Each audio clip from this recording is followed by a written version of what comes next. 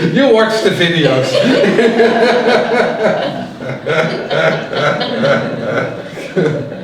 That's very European. And American.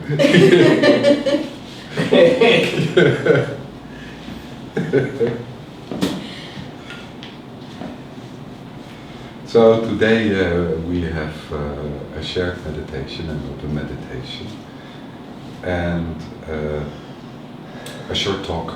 We always do a short talk up front. And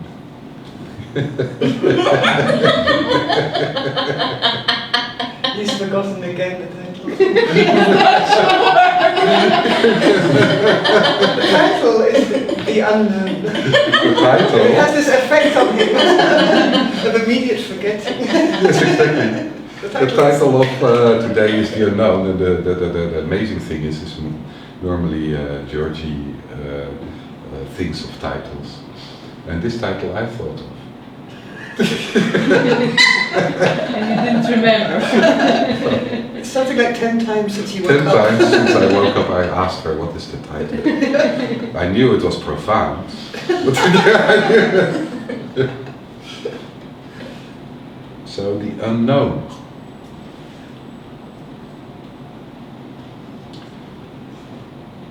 When you kind of look to the word, the unknown is what we don't know.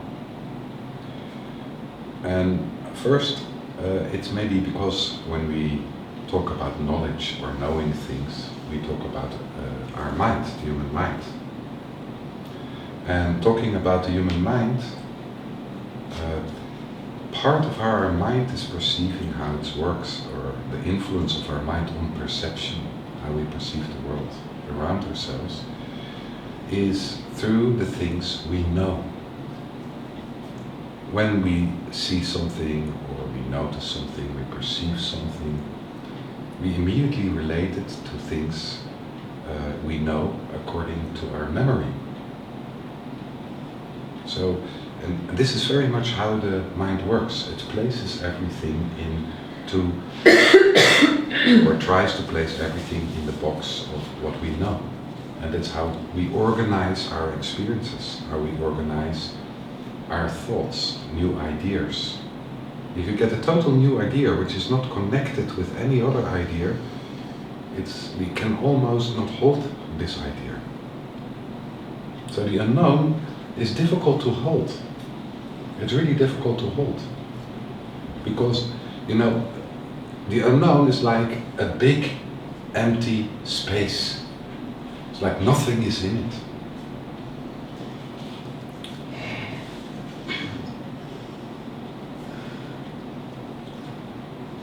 Sometimes it's very difficult for us to move into the unknown, to move in this empty space. And partly because we have the tendency to hold on to what we know. It's like it's giving us structure to ourselves, structure to our lives, and structure to the I, or the personality which is formed inside ourselves.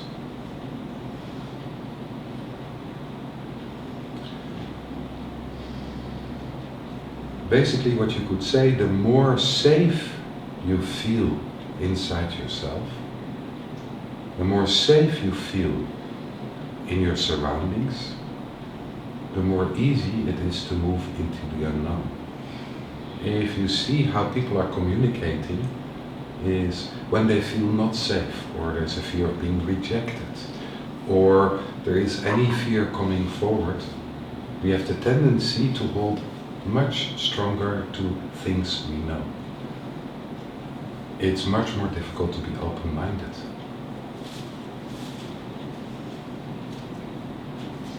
So the movement into the unknown is also connected with open-mindedness.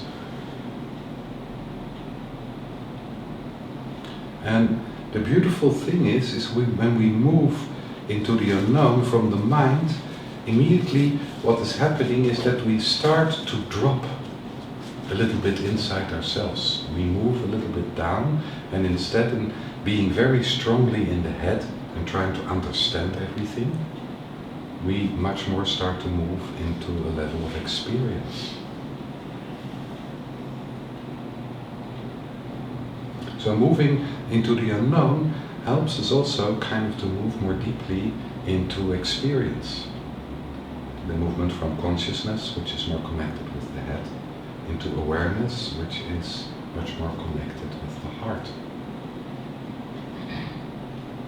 But then, on the level of experience, again, we do exactly the same. We relate every experience we have to known experiences. Again, this is moving through memory.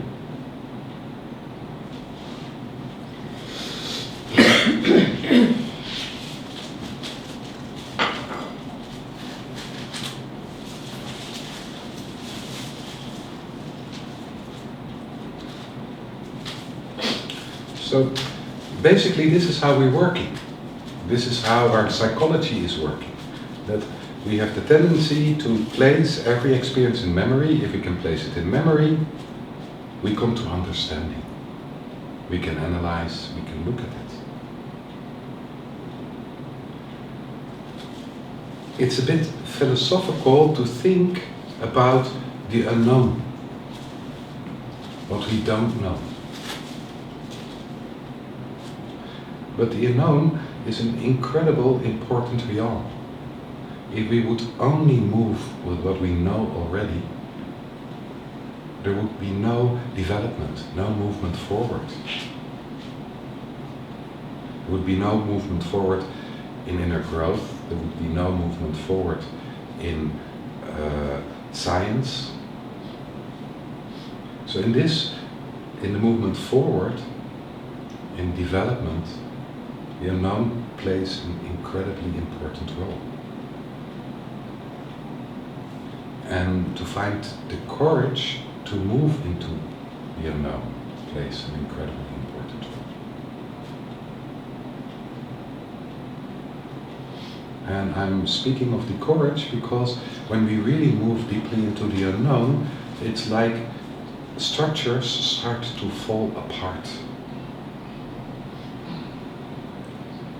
The first structure which falls apart is the I we're holding on to. We identify with. It's like when we move into the unknown, we create a distance between us and our individuality, the I. We think we are. So it also becomes a reality more in our experience is when we move into the unknown that the I is not really what you are. It's something which is built up in your life. We cannot say that very young children, who don't say I again, who has no idea what an I is, are not there, don't exist. They exist without an I. Only at a certain age they start to say the I. They understand that there is a separate I. So this is also beautiful to understand that, we are not kind of moving back to that age when we move into the unknown and when we kind of take some distance from our I. But we move away from the whole idea of being a separate I. The I becomes a structure inside ourselves. A very important structure. Because this is the structure through which we express ourselves. We give form to ourselves. We give form of our qualities, our ideas into the world, our feelings, our emotions into the world. But that's not what we are. So when we very shortly look at the I, then in most of us what we see, the I is a battlefield. There are things we like about ourselves, there are things we dislike about ourselves. We have a difficulty with our background. We have a difficulty with the basis of our background. So the basis of the building of the I, of becoming a person, is the personalities which are close around ourselves. And the most close around ourselves, the basis of our personality is Ima and Abba, our father and our mother. And we take so much in of our father and our mother as a basis of our own personality that, you know, they're almost alive inside ourselves. And as the father and the mother of our fathers and mothers are alive in them, also they are in the basis alive in us. It's not for nothing that this forefather lineage is so important in some religions, like in China.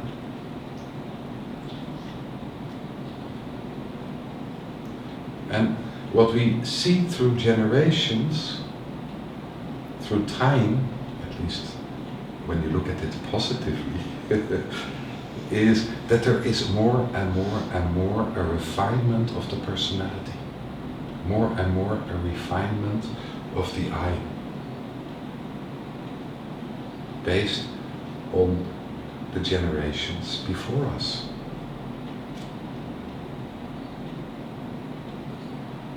But are we this I? Or is it just a part of physical existence which we use as a tool to express? So the moment there is more distance from the I, there is more space between, you know, us and the I, what's happening is that the battlefield which takes place in our I starts to calm down. We are much more able to accept things as they are in our personality. It's not a matter of life and death.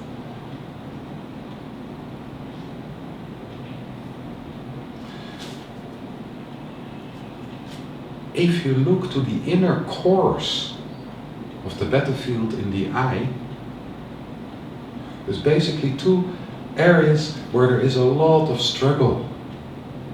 And one of the areas where there is a lot of struggle in our personality is the really need to be seen and to be accepted.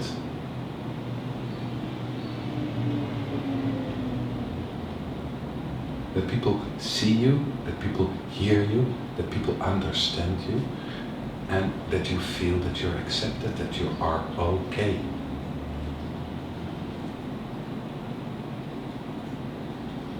Not being seen and not being accepted is creating a deep pain inside ourselves. And fear. Because if we're not seen and not accepted, if we are rejected, we don't belong. And that's a kind of rupture which is basically not real. Because even if we don't belong, we belong. If you look socially. Even if you're rejected, you're an object of rejection. So we need objects of rejection as part of our whole culture. Still, sadly enough. We belong. We are part of. But it's not a very safe place to stand. It creates fear. So one of the strongest cruelties we can do to each other is to reject.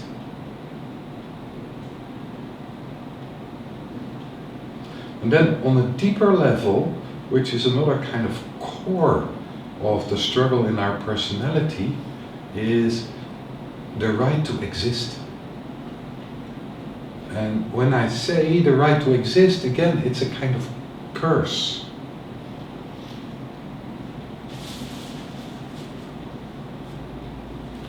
There is nothing like a right to exist.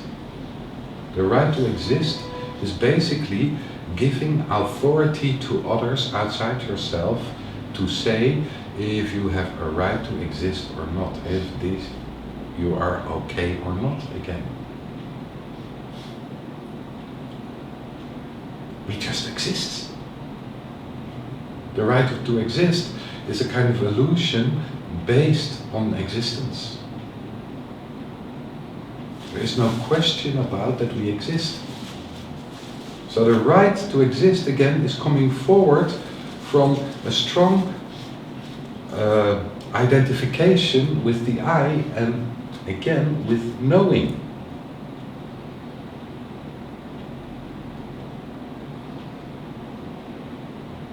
So to move into the unknown, to let go of what we know, move in the distance it will take us from our person, will bring forward sometimes some fears.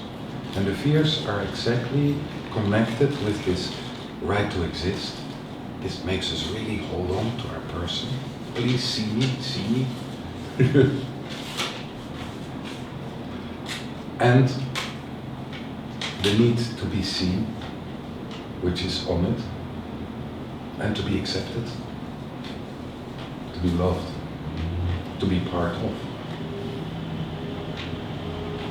So when you listen to me, what you see, I'm talking in a circle.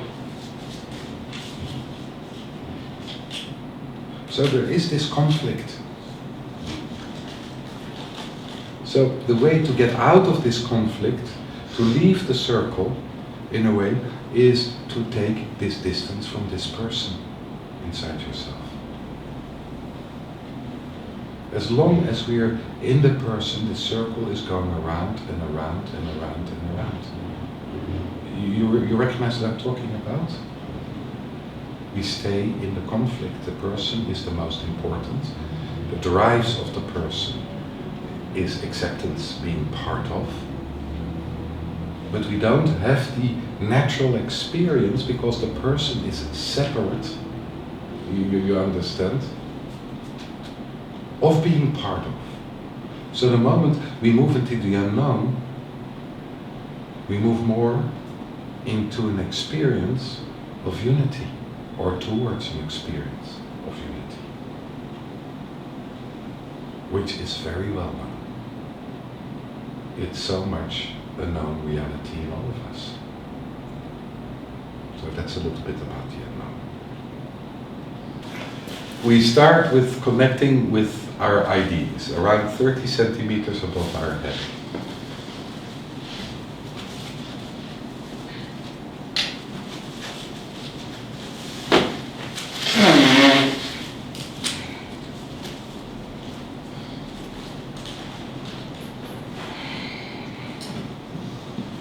And then we connect with the color gold. Would you like the color? Gold.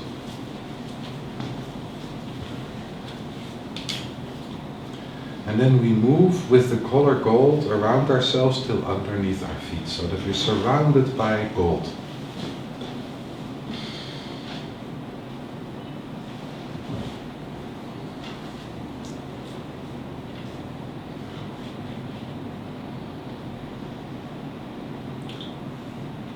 After we're surrounded by gold, we connect with the center of the head, which is just in the center of the head.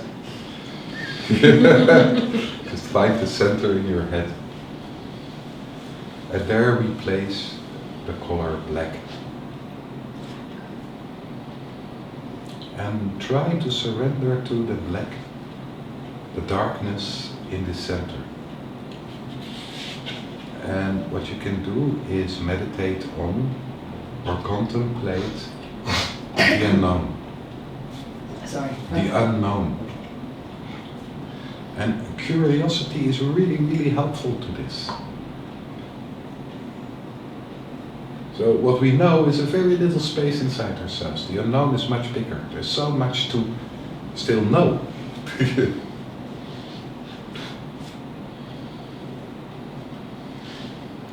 Then we move to our hearts. And I'd like you to place the color silver on your heart.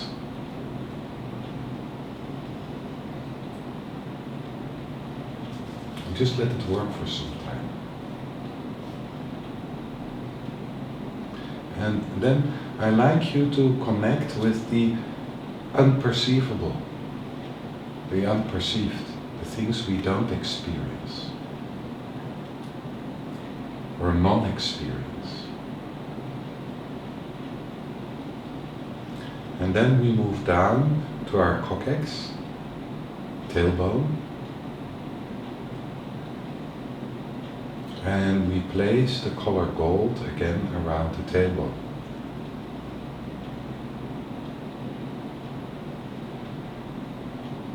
And we connect with or meditate on emptiness. No form, formlessness.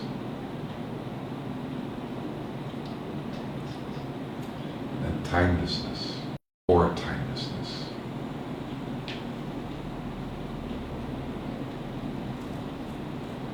And then in the end we reconnect with the ID and surround ourselves with gold. Shall I repeat it, or it's... Yes, repeat shortly. ID, gold around you.